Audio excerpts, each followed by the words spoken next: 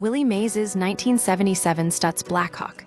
A blast from Automotive excess is up for auction. The late Willie Mays, baseball legend, owned this 1977 Stutz Blackhawk for nearly half a century, and now it's being auctioned on Bring a Trailer. This vehicle isn't just a car.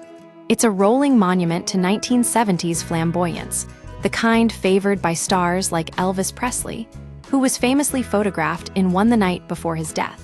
A history of opulence, the Stutz mark began in 1911, competing in the Indy 500 before fading during the Depression. It was resurrected in the late 1960s with a distinctly over-the-top design language. Former Chrysler stylist Virgil Exner oversaw the styling, resulting in a car that maximizes visual extravagance. The Blackhawk doesn't just have styling, it is styling. The interior is as decadent as the exterior. Leather seats, lamb's wool carpets, wood accents, gold trim, and even a fur-lined trunk. It's a vehicle built for making a statement, not for subtlety. Under the hood, a mismatch of power and style despite its extravagant appearance.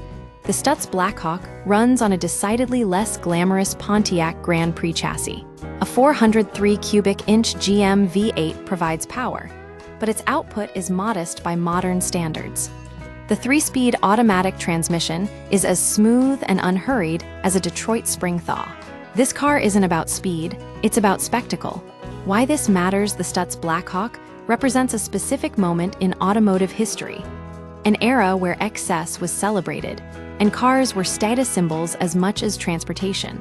This particular example, owned by a 24-time All-Star, embodies that ethos.